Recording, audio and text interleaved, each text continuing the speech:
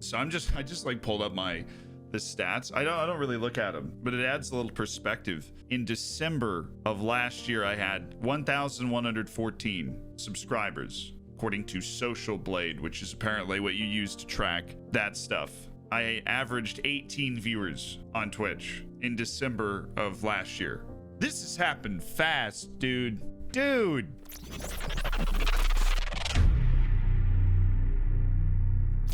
Welcome, my name is Zealand, and today I've asked a question of the subscribers section of my Discord. If you want to join the Discord, it's down in the description. If you subscribe on Twitch, you get access to this private cool kids kind of lounge area in that Discord, and in there I posted a question. I said, I want to do a video talking about what it's like being a streamer YouTuber out of nowhere in a year. So we're going to be answering those questions, and immediately it just popped up with a bunch of questions, some very informative, very deep, thoughtful, others not so much. That's the internet in a nutshell, I think. And if you want to hang out with me live and be able to ask me questions like this, you can click on the Twitch link down below. I stream 4 days a week, and those times are, come on, I know this, I'm on a new schedule, I just moved. Tuesday, Thursday, Saturday, and Sunday. Easy. Those are the days that I stream. Easy. Also, if you missed those, I now have a live channel. It's also linked in the description. I'm learning how to YouTube. You got to bear with me here. Whatever. Let's get into it. First question: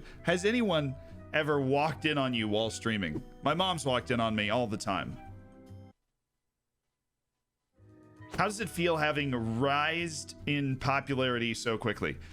Weird. It feels weird. You get your interactions with people that are just really big fans, and you don't think of yourself as somebody that has really big fans. It's hard to describe. I'm the same person that was sitting at my computer streaming 2 years ago, right? Just a lot more people care now, and it's great. I love it, but it is weird. How does it feel? It's weird. How do you get the balance right between streaming, making videos, and ensuring your real life isn't affected? That's a good joke. That's a great joke. It's more of an obsession. It's less of like, well, I'm going to maintain the balance in my life. It's more of an obsession. So what I was doing before that, I would just basically lock myself in a room. I didn't have Reece, who, please make your face pop in here, Reece. You're beautiful. I didn't have Reece, who's the full-time editor of the channel now, with me. And so I was editing all of my own videos. And when the pandemic actually hit, which of course has been just absolutely terrible and devastating, particularly the United States where I'm from, my mom cracked the joke, was like, well, you know, your life hasn't changed a whole lot because you're still just locked in your room. You know, now I'm living up in upstate New York, going to graduate school. So I suppose I've maintained some sort of life balance. I'm still pursuing the sports broadcasting thing, but I'm also pursuing this as something I want to keep doing and really enjoy. So you just don't sleep a lot. It's good because you're obsessed with it. It's what you want to do. Who is your childhood hero? I feel like when you're growing up, you should have these questions. My joke answer would be like Clint Dempsey or something for leading the US national team places. But my childhood hero, in all honesty, I don't know if I have like one childhood hero. I have them in different phases of life, right? In American football, it was Mike Allstott. Freaking loved Mike Allstott. Personal life, gonna go with mom, you know? Gotta go with the mom. That's wholesome. You didn't expect that wholesome content when you opened YouTube today. You're welcome. What keeps you motivated? I have this conversation with a lot of people. I am unhealthily ambitious, I think. Even when I was streaming to nobody for like a year and a half, I was just like, well, I just haven't figured it out yet. I feel like I'm just getting started. Like, what keeps you motivated? I feel like I haven't gotten to the starting line yet. It's a long journey, and the journey is the joy. I've actually never heard that, but the alliteration is fantastic. How will streaming change your dreams and aspirations of a future with a broadcast career? Do you think the alternative here with Twitch and YouTube gives you an elevated platform for more opportunities? I have no idea. I don't think anybody has ever tried to be a YouTuber and streamer and a sports broadcaster at the same time. Shoot, I have an agent to be a sports broadcaster. I thought I was about to make it there, and now all the sports got canceled and I'm up here in Syracuse. I want to do both and would love to cross-pollinate. That's a word. I would love to cross-pollinate between the two jobs. You know, I'd love to be on ESPN and say, hey, check me out on Twitch. And I'd love to be on Twitch and say, hey, boys, I'm calling a game tonight, you know. But we'll see. Nobody's ever done that before. I want to do it. Have you ever had to scrap any videos? Ideas? Yes. After I've filmed the video, I will beat it with the editorial hammer until it turns into something that I don't hate. Why did you get into streaming, and did you think you would grow so fast? I didn't grow fast initially. I started streaming in May of 2018, and I was averaging 18 viewers in December of 2019. So this was not this immediate explosion. I knew it was possible, but even when it happens, you get so caught up in the what am I going to do for the next video? I'm so excited about this that you don't go back and make a video like this and look at the whole process, right? Can you answer all of these questions at once? No. Do you ever think about what your brand is? How did you cultivate yours? I did think about what my brand was. This is the reason that I never begged for followers to get to affiliate on Twitch, and I never did the sub for sub stuff, and I don't want to put anybody off. I mean, that was always my personality before I got into content creation, but I think it's helpful here that I don't really want to put anybody off, right? But I also don't want it to be a charity. I want you to watch the stuff if you enjoy it and if you find it helpful, in particular when it comes to the Football Manager tutorials. So I thought about my brand in that sense. And if I'm sitting there like, well, should I tweet this or should I not tweet this? Like, well, if it's just this super confrontational thing, I'm not going to tweet it. Don't tweet with passion.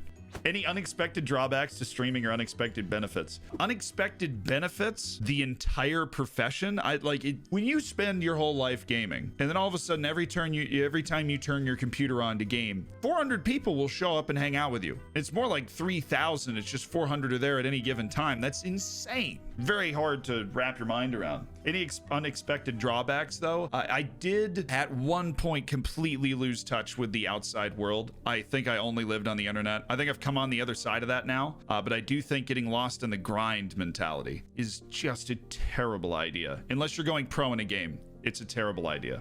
Have you ever been recognized in public? I have not, because most of me existing as any sort of public figure has only happened during the pandemic. So I'm not in public. I'm a responsible citizen. You ever gotten weird responses when you told people that you stream? Yes, I'm pretty sure my grandma thinks that I stream on Netflix. She still sends me newspaper cutouts about the streaming industry, and they have to do with Netflix. I'm not kidding.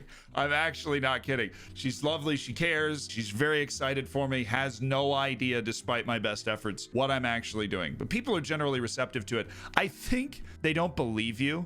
That people legitimately just don't, they're like, oh, he streams. Like, I just told my friends I did it a few months ago. How involves the rest of your family besides your mom? How does she really feel about your and her fame? She doesn't think of it as fame. My mom just really likes to throw herself into whatever I'm involved in. So she's gone from knowing nothing about the internet to being a competent Twitch mod, which is hilarious. What's the most absurd sketch you've had to abandon because it wasn't feasible to do? I really wish I made a list of this because I go through a bunch of sketches before I settle on one to open a video. Typically, sometimes you hit the perfect idea right away. Most absurd sketch. I mean, I've like actually injured myself a couple times. The worst one I probably did was I fell backwards out of my chair and actually missed the pillow I put on the ground and just kind of whacked, you know. I do my own stunts. Jackie Chan, baby. Did you have any streamer or YouTuber that inspired you? Did you take notes from other streamer YouTubers? I didn't have anybody that inspired me. I didn't watch a ton of YouTube when I was growing up. I'm like the pariah in my generation because of that. And then naturally I became a YouTuber, but I didn't have any heroes. I did have people that I took concepts from. There's a guy named Harris Heller runs an alpha gaming channel, and there's a guy named Devin Nash who runs a YouTube channel as well. They're very intelligent when it comes to content creation. They definitely helped me kind of elevate my game once I realized that this was something that I really wanted to do. Other than that, I've really tried to make up my own style. How much do you think your beard contributed to your rise in viewers? You know, once I shaved it, everybody went away, so I guess you're onto something. Are you ever afraid of messing up on stream? What's your worst fear when live? My worst fear when live is before I hit the go live button. The moment I hit the go live button, I feel great. Every once in a while, you're just really tired, but the vast majority of the time, you're super fired up, you're ready to go. I mean, it's an incredibly adrenaline-driven experience to be live and interacting with so many people. The fear is before, because you never know what kind of day it's going to be. You always psych yourself out about how many people are going to show up, whether what you're doing is going to be entertaining. But the moment I hit go live, I'm generally good. The only thing I'm afraid about doing when I'm live is accidentally doxing myself, which I have done. before. Do you regret not starting this project earlier? Do you feel you started it at just the right time? I do regret not starting doing YouTube earlier, not starting streaming earlier, but I feel like I started it in a time in my life that gave me a real chance to pursue it heavily right away. That I'm appreciative of. Do you feel pressure about being naturally funny? Do you ever look back and think you forced jokes? This is a great question, especially when part of your brand, I see you comment section, I know, part of the brand is at least being mildly entertaining. You do sometimes, and this is only when you're having like a slow day and you're like, man, I just might not be very funny today. And it's usually live. On YouTube, you get as many takes as you want. Humor is my defense mechanism. If I'm nervous, I start cracking more jokes. Eventually one's gonna land, right? You actually do. Every once in a while, I mean, you're human. You'll say something and you're like, well, that wasn't very funny. Have you thought about a flag episode? Absolutely. I love flags. Could you tell? What elements of streaming were most difficult to adapt to? So reading chat is one thing, but you have to read chat in a way that everybody else knows what you're talking about. So you can't just like say the person's name and then answer their question without somewhat reading the question. That was the hardest thing for me to adapt to, is I would just be like, oh, Bob, absolutely. That does help anyone.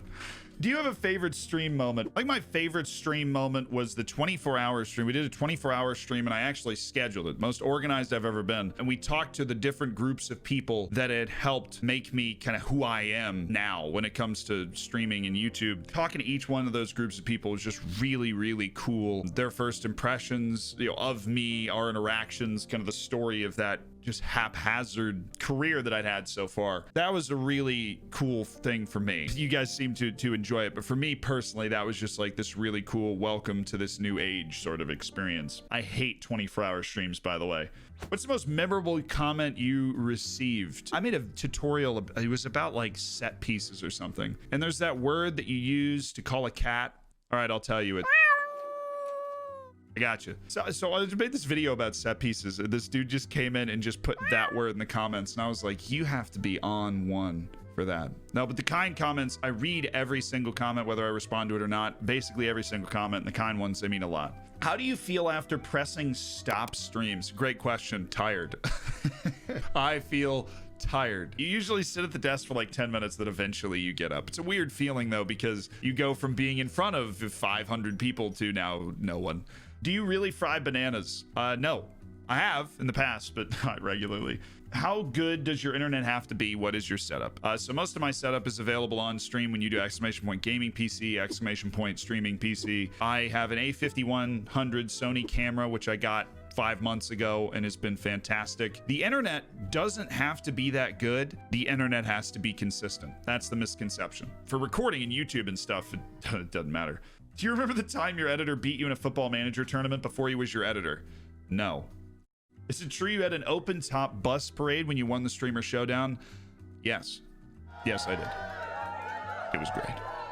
Who do you think will be the first person to make you dab on stream? For those that don't know, we have a redemption for 1 million channel points to make me dab on stream. I think IL is going to be the first person to do it. He's the type of person that just maniacally sets up that sort of thing, will make me dab. Who are your favorite streamers to watch? Obviously, apart from Ben. I do enjoy watching Ben. I think Jack does a fantastic job too. And that would be Work the Space. And that's just in the small Football Manager sphere. But I always think of myself as just a general streamer, like YouTuber. I don't know what Dr. Disrespect did to get banned from Twitch. So that aside, and just looking at his content, I think he has the best production quality of any streamer at all. I really enjoy watching him, not for a super long period of time, but I enjoy watching for the ideas that he has, right? I love ideas like that. Very creative. If you could sum up FM in one sentence, what would it be? Pain and joy. Who does your hair? Not even me. I don't even do my hair.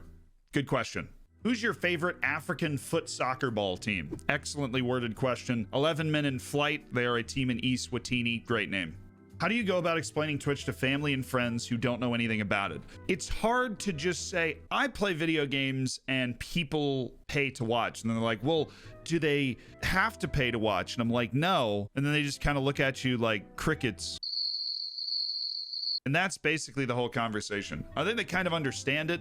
It helps to just show them, to say, this is what I do, watch, and then it usually makes a lot more sense. Do you ever have fear that when you commentate real matches, some stream jokes will just emerge? No, my brain has not been taken over that much by the internet yet. I wouldn't be surprised if it accidentally happened in the future. Do you ever worry about running out of ideas? Yeah, I mean, every creative endeavor anybody has ever undertaken, an artist, a singer, a rapper, a streamer, a YouTuber, you worry about what you're, not worry is probably not the right word, you're thinking about what you're doing all the time. And on YouTube, I'm looking for the next great idea for a video. Sometimes you get worried because that idea doesn't come right up. That's why every time I have a thought, I write it down in a Google Doc. So I have a very long Google Doc at this point that is my buttress against running out of video ideas like this one.